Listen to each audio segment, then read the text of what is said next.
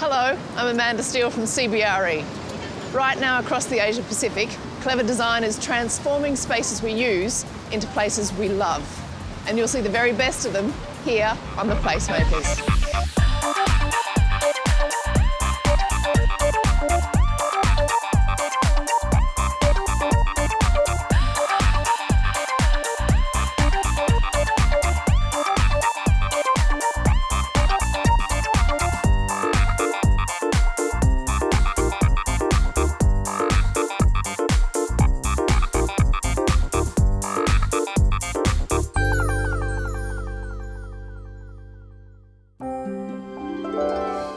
The idea of putting people at the heart of the design process is called placemaking, and designers, developers and investors are answering the challenges of population growth and urbanisation by innovating new spaces that people are happier living and working in.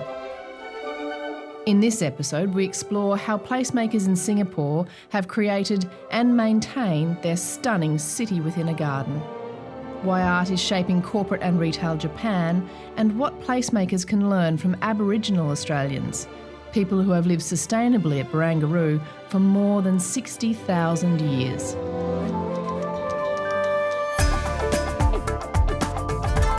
Green spaces improve air quality, reduce temperatures and make people in urban environments happier. Placemakers in Singapore understand this better than anyone else, and since 1967, developers, government and residents have shared a vision of being a city within a garden. This city is 30% green space, which is higher than any other city in the world. I look forward to seeing how this has contributed to great social outcomes and connectivity. Singapore plants over 3 million new trees each year and is actively reducing the number of cars on its roads. The result is a ground temperature that has cooled by 1 degree in the last decade. Green buildings have been mandatory in Singapore since 2008. They should also include plant life, like green roofs, sky terraces. Yes. Cascading, vertical gardens. I think that's my favourite bit, actually. Yeah. Through a government incentive program, developers have been encouraged to replace the greenery lost on the ground through development with high-rise greenery. That's fantastic, isn't it? It's amazing. What are some of the best urban regeneration sites from your perspective? Oh gosh, I think we're so proud of it because I think our city planners have done a fantastic job with urban regeneration here in Singapore. If you look at this area in particular, this standard downtown area, which we call Marina Bay, they've created one of the largest city freshwater reservoirs in the world and 250 acres of prime real estate, absolutely prime real estate, have been set aside here. So New York has its Central Park, London Hyde Park, and Singapore the Gardens by the Bay.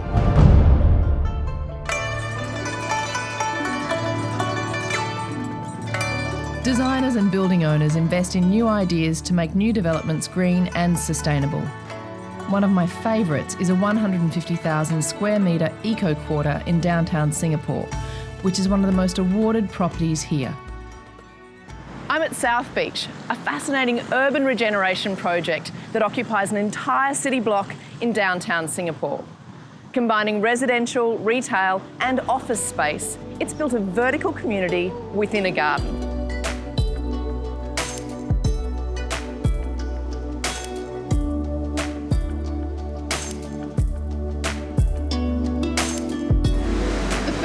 Notice in this beautiful space is this gorgeous rooftop canopy.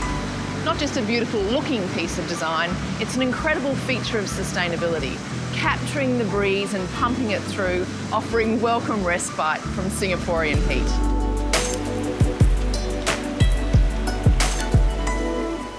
There are 4 different components here.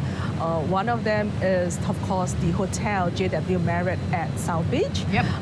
We have also the 190 units of residential development and the 500,000 square feet of Grade A office building, which Facebook and Rabobank are the anchor tenant. Yeah, great tenants. And 30,000 square feet of retail space. Yeah. So it's a beautiful integrated development that we are very proud of.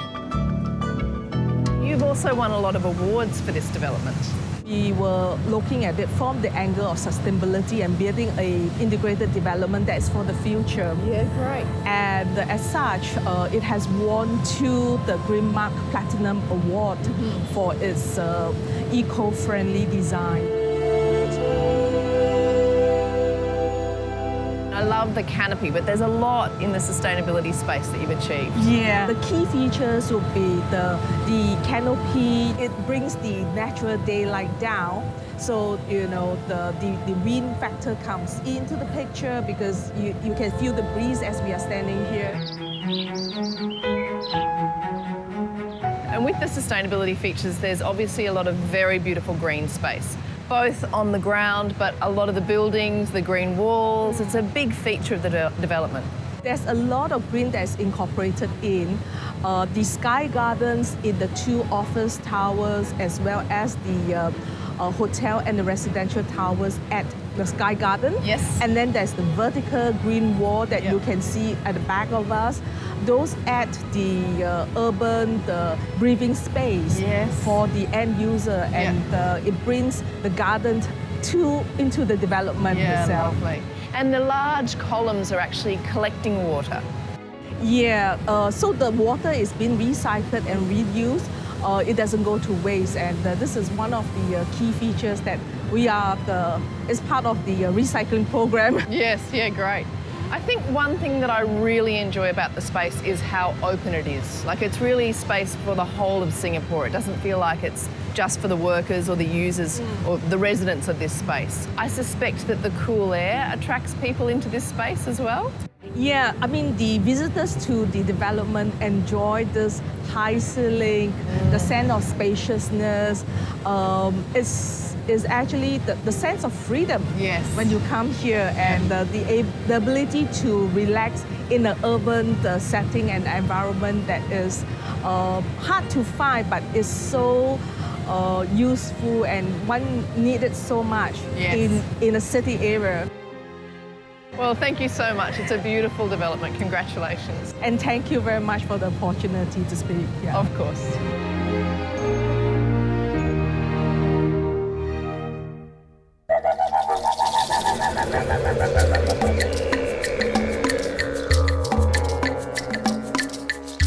Australian Aboriginal people live sustainably in the area known as Barangaroo for more than 60,000 years, and now it's home to one of the country's largest and most exciting urban regeneration projects.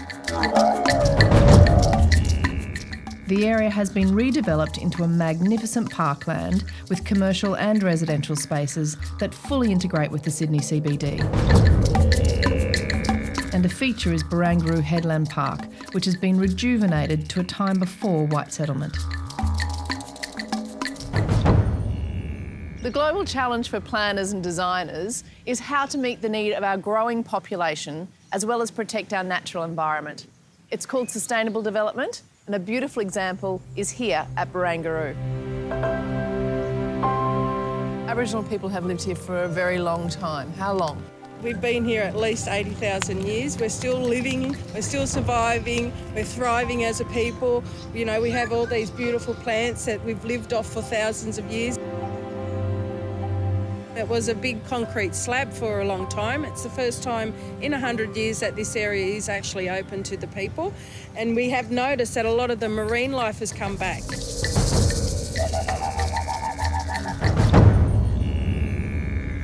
So Mary, I'm amazed by how much this park has given the broader community. The sustainability of the park and the actual foreshore is glorious. What's it contributed to the bigger Barangaroo development? Well, the bigger Barangaroo development, well, the whole suburb, it's a 22-hectare brand new suburb of Sydney, and it focuses on sustainable living. because of climate change and the impacts it's having on our planet, we are trying to teach the rest of the Sydney-siders how to be more sustainable.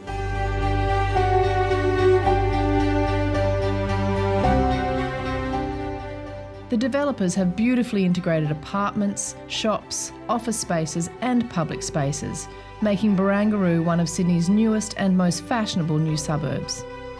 I spoke with urbanist Seamus McCartney about their approach. Seamus, there's lots of discussion around sustainable development and Barangaroo is a great example of it. Tell me what your perspective is on sustainable development. Firstly, it's about people, so that's probably in sustainability at Lendlease. We look at the environmental, the economic and the social aspects of that. And I think, as you can see walking around us, there are a lot of people enjoying Barangaroo, and some of those work here, some of them don't. So it's something for the community. But also we're working towards carbon neutrality here at Barangaroo, and that's got to do with a whole lot of things. There's around 287,000 square metres of commercial, around 960 apartments, 80 shops at the moment, so retail outlets, plus also yoga studios, gyms, and all the sort of things people need to live a 2-minute work life. The response from our tenants has probably been one of the most amazing things. Yeah, beautiful. Well, it's a great piece of placemaking, so thanks very much for your time. No problem, thanks.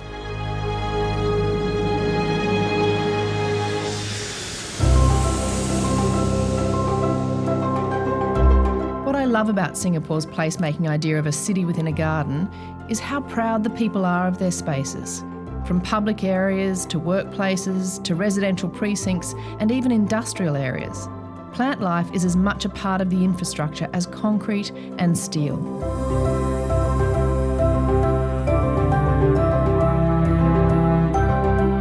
Changi Airport employs around 50 horticulturalists and 150 gardeners to care for over 400,000 plants in its green spaces.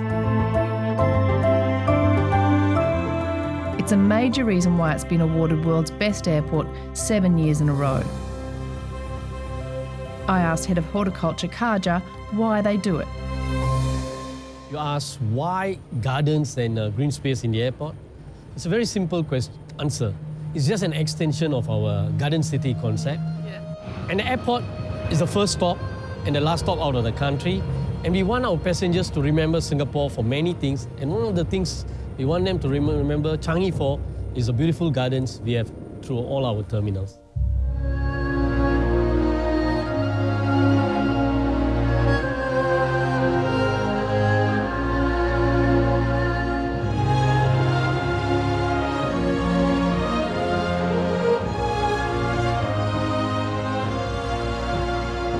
It's not just gardens that you have here, there's a variety of green space. Yeah. In today, gardens from horizontal, they have become vertical. Yes. And we have one of the largest vertical gardens in Terminal 3, Yeah. a 4,500 square meter green wall with something close to 50,000 plants. There's a lot of orchids here, but there are far more plants throughout the airport. How many in the airport? We have something close to about 500,000 plants anytime in the airport, displayed through the 4 terminals. Amazing. And then we are one of the few airports in the world where we have our own nursery. Yes. So the airport management many years back decided that we will not only have our own gardens and landscape areas, we will be one of the few airports that will have our own nursery space. Amazing.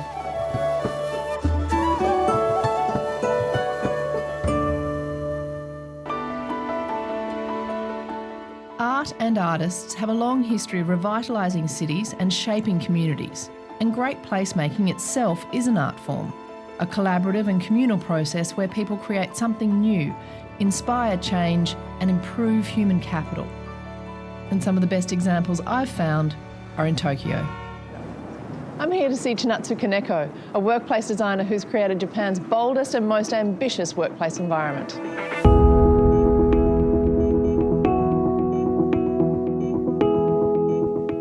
Chinatsu, this is a beautiful space. It's very unique for Japan, this space. So tell me why it's so different. Sure. Well, this is an office of the future. Yes. And 5 years ago, when we created this environment, I don't think anybody, any company in Tokyo had ever seen an office environment like this. An office environment that's really open. Yes. And employees are free to work the way they want to. This whole space is designed on the concept of CVR city and urban energy. So to bring the energy of the city, we looked to street art. Yes. And that sort of raw, energetic sort of just burst of, inspiration and creativity.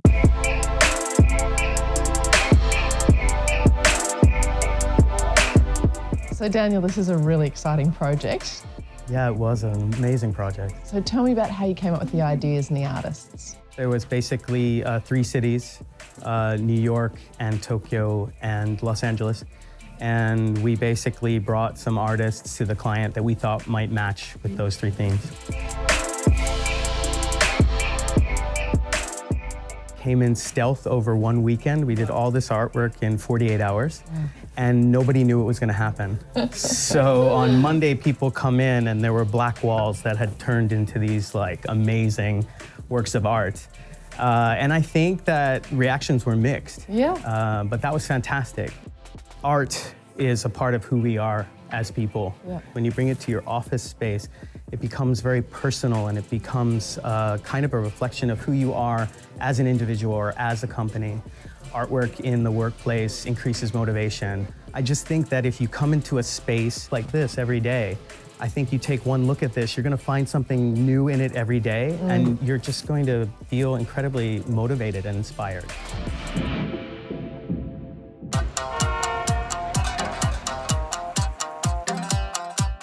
Ginza is one of the world's most sophisticated shopping districts and a premium attraction for more than 28 million people visiting Japan each year. The area houses icons such as Renzo Piano's Hermes building, the De Beers Tower, and now the largest, most luxurious design of all, Ginza 6. Described as the world's coolest mall by Architectural Digest, Ginza 6 features 241 stores on more than 47,000 square metres, with 6 floors underground, 13 floors above ground, and a massive rooftop garden. Yamumi-san, thank you so much for having me in this beautiful building. It's my pleasure. It's my pleasure. Ginza 6 is a very special development. Tell me a little bit about the whole precinct. Okay, so firstly, Ginza is the kind of the shopping heaven. Yes.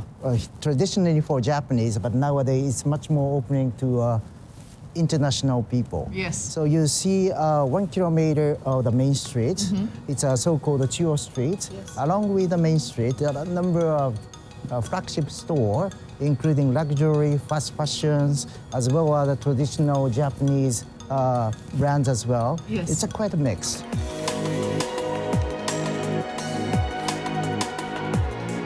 This building is a great interpretation of some of those old features, but a lot of new Ginza as well. Exactly, yes. Yes. That is the intention of the master designer, Mr. Taniguchi, wanted to create something inspired Japanese tradition as well as the history of the Ginza. And of course, this glorious rooftop garden is unique in this space as well. Thank you very much. Who uses this space? This is the open area, so anyone can come and enjoy the natural green atmosphere in Ginza, which is rather interesting. Yes, very. Also, take a look on the Ginza scenery, Yes. which is rather interesting because to take a look on the Ginza view from the rooftop is a rather unique experience. Yes. And the visitors can be aware Ginza has a height restriction. It's a 55 meters. Surrounded by the skyscraper, which is a very much Tokyo scenery, I can say. Very interesting, yeah. Yes. Of course, there's a lot of art in the space as well. Yes. All through, which Right. is very beautiful. Thank you. Why is that important? Yes, art is always very important for the customers and the visitors to create something unique experiences, to create wow. And we would like to connect with such people to create really beautiful experiences.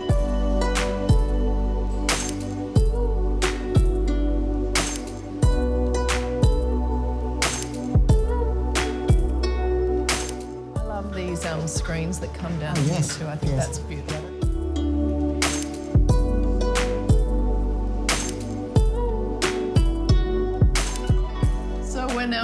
lounge space. Can you tell me about where we are? Yes, here is the Ginza 6 lounge.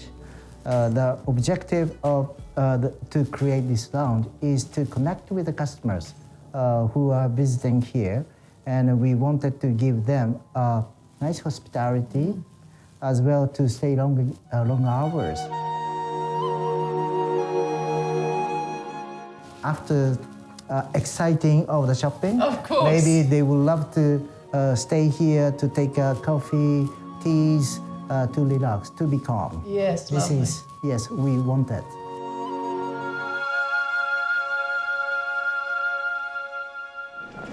We've seen how green space, art, culture and sustainability have made some of the world's best developments places where people are happier, healthier and more engaged. And with more than 68% of the global population estimated to live in the urban environment by 2050, maybe great placemaking is the best opportunity our cities have. I'm Amanda Steele.